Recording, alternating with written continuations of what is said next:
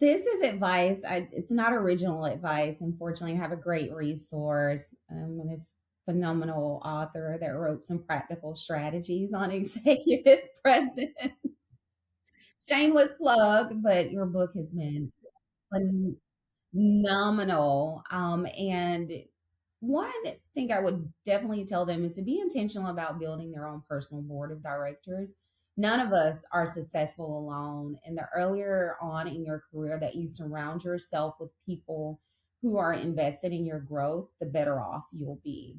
And so, one of the things that I love about a concept or practical strategy that you mentioned in there is having a coach, a mentor, a sponsor, because each one of those individuals serves a different purpose. A coach is going to help you, be better at your role, improve your performance. A mentor is going to share that wisdom, that guidance from their experience that they have. That's someone that sees something in you that you may not even see in yourself and willing to make that investment in you because it is an investment that they're making towards you. So always remember that, especially when you're asking someone to be a mentor. A lot of times it's not even you asking, it's someone seeing something in you and they're really Very wanting true. to cultivate that.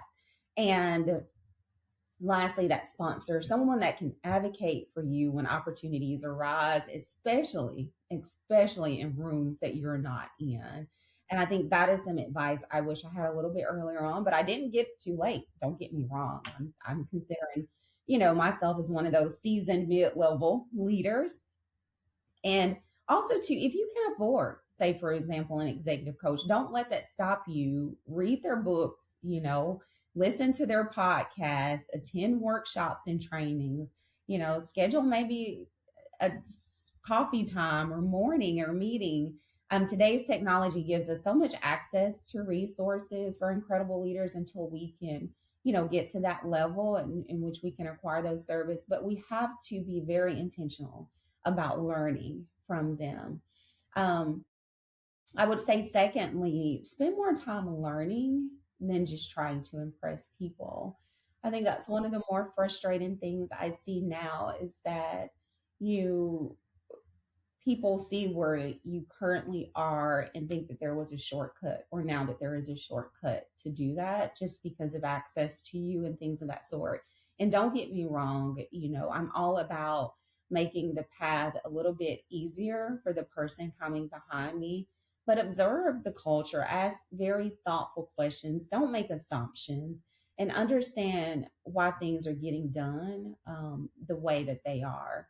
And third, I would say be known more than anything for consistency, showing up consistently. You don't have to know everything during your first 90 days of the work that you're doing or in your role, but people should know that they can depend on you to be there to see it through. Show up prepared. Can't stress that. You'll hear that common theme throughout what I mentioned is preparation is so vital.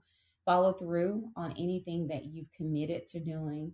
And I learned this lesson earlier on. Whatever we signed up to do for as children, my mom made us stick through it, and we didn't have to do it again. But definitely understanding the value of following through on your commitments is important. So if it's something that you haven't mastered yet, that is something that is going to be very vital.